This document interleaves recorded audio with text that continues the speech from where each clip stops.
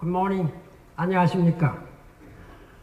It is one of my privileges and special honor to stand before you to deliver this keynote speech on the occasion of the 10th Pacific Armies Chiefs Conference PACC and the 41st Pacific Armies Management Seminars PAMS. I'd like to welcome all of you to Korea, a place of economic and cultural dynamism and often known as the land of the morning calm. Though Korea has long been dubbed as a land of the morning calms, things have been anything but calm here at home. This is exactly what we are going to discuss.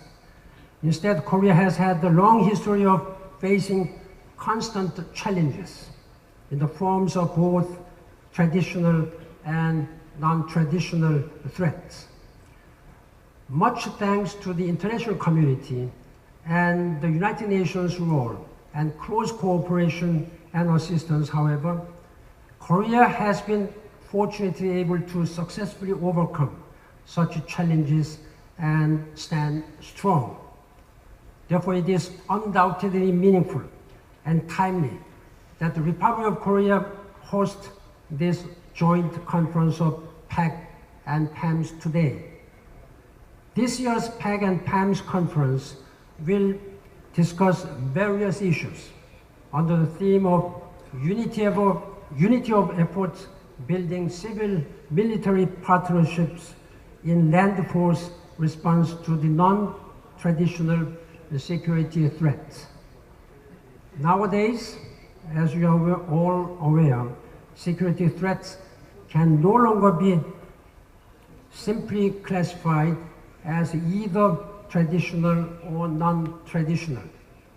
Moreover, the distinction between civilian and military security threats are becoming increasingly vague.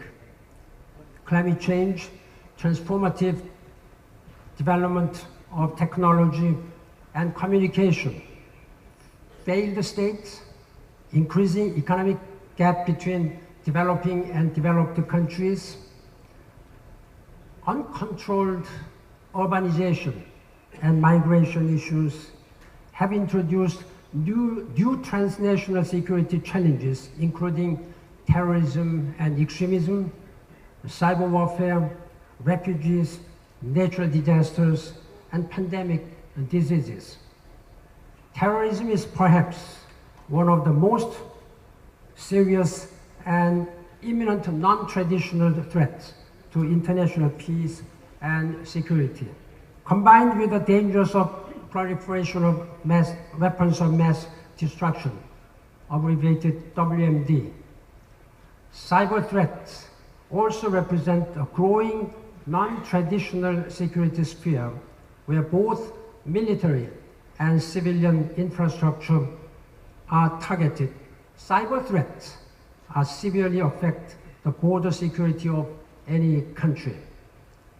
Climate change also poses serious threat to the humanity. Recent natural disasters in the United States and Europe are obvious examples of negative and dangerous effects of climate change.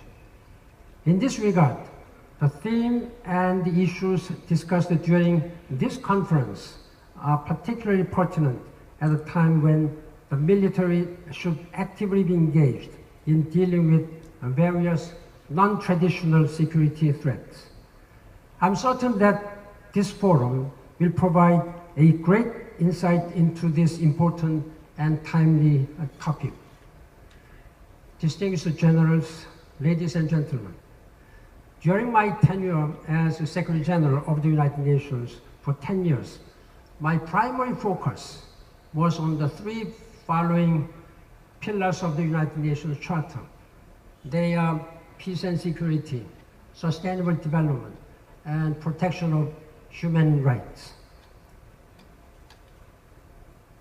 Maintaining peace and security among them and enhancing capabilities of the United Nations for sustainable development and upholding all these human rights for all humanity are closely interconnected. In fact, it is very difficult to identify or distinguish which is more important over another pillars. For example, the topic we are discussing now, traditional and non-traditional security issues. If there is no security guaranteed in one country, then it will be extremely difficult to expect that the business or farmers or any other people can engage in their development agendas. Moreover, human rights will not be able to be protected. There will be no human dignity. Therefore, we must make sure that there must be stability and peace in any country and in this world. That is why the United Nations has been discussing this issue in the Security Council and General Assembly, in many other areas. There are many military alliances, many regional groups like NATO and whatever you may have. In Korea, we have Combined Forces Command established in this country under very strong US-Korean military alliance.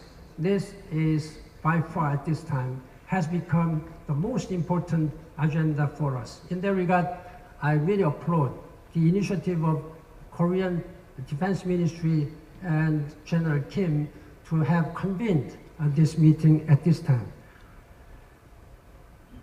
In order to address the issues of peace and security, I was in fact mandated to command at least at this time 16 United Nations peacekeeping operations with 125,000 UN peacekeepers from almost 125 countries all around the world. I really appreciate their sacrifice, their commitment, and their service for peace and security and human rights around the world, despite many sacrifices caused. We have been experiencing a consecutive 7 years when more than 100 peacekeepers have sacrificed in the face of non-traditional and traditional security issues. The United Nations forces, by far, the second largest development to date, apart from 255,000 US soldiers deployed around the world by the United States. I used to joke while serving as a Secretary General then that I am the second most powerful commander-in-chief in the world, only next to the President of the United States.